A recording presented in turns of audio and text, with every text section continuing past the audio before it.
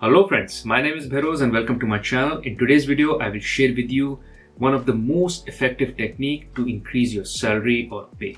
What I will talk about is what is that effective technique, why does it work, and how you can go about using it.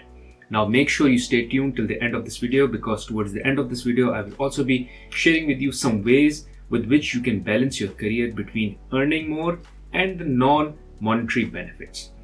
Now, before moving forward, I have to ask for you. One is please smash the like button. There is no charge for it. And second, press the subscribe button along with the bell icon. This goes a long way for me to one, stay motivated and continue to produce content like this, rather also to improve the quality of the content and the number or the amount of content that I produce for you. This will go a long way and will mean a lot. So please make sure you like and subscribe. Now let's get rolling back into the video. Now without any further suspense, let me call out that most effective technique that you can use of in order to disproportionately increase your salary and your pay versus an average career. That is through job switching. I know this idea may not be very comfortable with you. However, I will also be sharing some data to prove my point. So let me start with data. And what I will do is I will post the link for the two research that I'm referring in this video in the description of this video. So according to the first one, the average salary increase when changing jobs is 14.8%, while wage growth on average is around 5.8% for those who remain in their job. So this is data point one. And second data point I have is that people who left their workplace during pandemic were asked that what was their salary increases once they left and in the new place they went. 29% claimed that their pay has improved in the new position by 30%, and 20 had their pay raise increased by 10 to 20%. So when they changed jobs, their salary dramatically increased. And this is all pure data. As I said, I will leave the link to these research and articles in the description of this video. Now, what is holding us back? Why don't we easily just switch jobs? The challenge is historically we've been told that it doesn't look good on resume because if you change too many jobs, the recruiters get suspicious. It used to be the case, but with the new gig economy where people have side hustles, people change jobs because there are so many companies which come out every day, which pop out every day. There are so many startups. It is a good learning experience that people have. They work at one place, then they move on to work on another place and gain experience and move on to another place. And all of this experience is kind of admired at times when you are changing jobs just to gain right experience. So if you're changing jobs for the right reasons and you can present it and you can sell it, which is that you were changing jobs not to just get more money. That is the thing, but this is something you won't claim in front of the recruiter.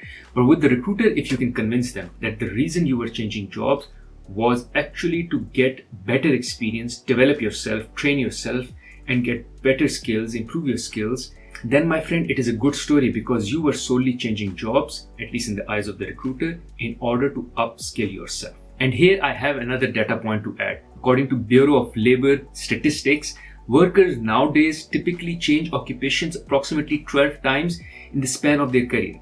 And let's assume a typical career span is around 45 years, which means less than 4 years. Every less than 4 years, individuals and workers are changing jobs. So it is becoming a norm now and it is not frowned upon as it used to be like 20 or 15 years ago. Because again, note, especially in current economic environments when inflation is very high, just getting a 2 to 3% increment from your current employer doesn't cut the bill.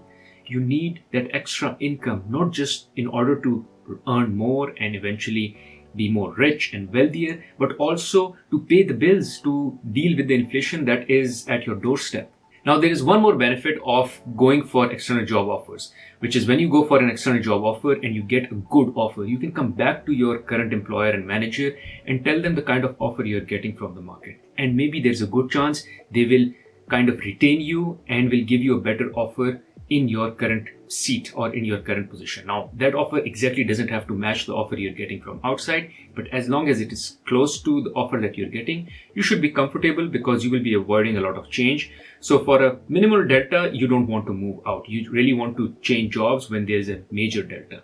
So for small delta, you can just take a higher jump within the organization or within the role that you are working and just get paid higher just because you were able to get an offer from outside. Now, one word of caution, this can also backfire at times because the employer may think that you are kind of a flight risk. So you really have to be sure that you have the offer in hand. If they don't give you or upgrade your offer, then you just take the external offer and move out.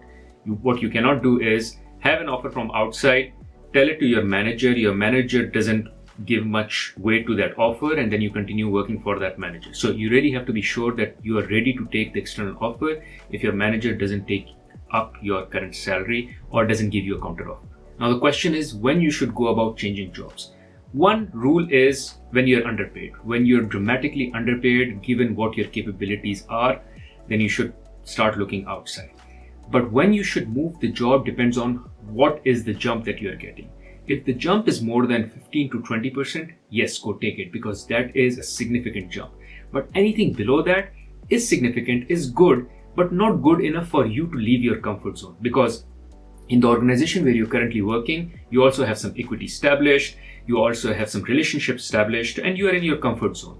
You don't want to rock the boat just for like 5 to 10% increase. You really want a good increase for you to say, okay, now I'm leaving. Because once you go to the new organization, there will be a new learning curve. There will be new building of relationships. There will be new setting up and building of equity. All of that is some hard work. That hard work should only be expensed if you are getting a significant raise. And significant raise, in my opinion, is actually 20%, or somewhere in the range of 15 to 20% is still good. But above 20% is hell yes. Now, apart from that, two other financial considerations that you should be making before leaving the job is, one, your vested investment. So any investment that the company has made on your behalf in your retirement, make sure that you get maximum benefit out of it. And second is getting the year's bonus. If you're not getting it because you're leaving early before the bonus is released or before your stocks or the employee investments get all vested, then maybe you ask your employer that you are leaving some money on the table if you leave now. So either they wait for you or they give you that money in some kind of cash or sign-on bonus incentive. Now, one piece I want to clarify. When I say switching jobs, I just don't mean switching companies. What you can even do is switch jobs within your current company, which is continue to get promoted. So if you continue to get promoted every 3 to 4 years, you're good in the same company because they will continue to give you that raise which you require, like 20 to 15% raise. It's just like switching jobs.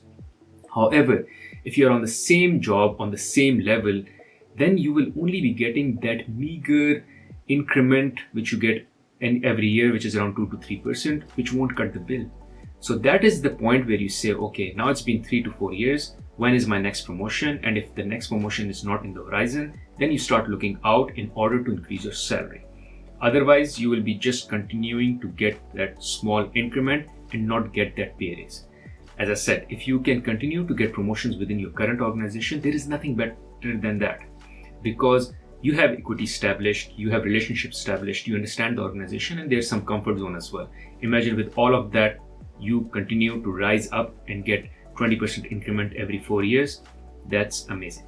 Now, in the end, one last caution, which is money is not everything. Now, I know I started the video by saying increase your salary, increase your income and all, but make sure wherever you're going, like if it's an organization you're changing, make sure they also have a good culture. You don't want to be in a place where you earn more, but they treat you bad. So as I said, money is not everything. Make sure you get other benefits as well. And one of the key benefits I look for is a good culture, a good caring organization, which is very important for me, because the last thing I want is earn more, but be in more stress. Thank you for watching this video. Hopefully this video was helpful for you. In case you found this video valuable, I'm sure you'll find another video very valuable on my channel where I talk about 10 most common asked interview questions. You can check it out here. Other than that, there is another video where I talk about how you should go about introducing yourself in an interview. You can check it out here. Thank you.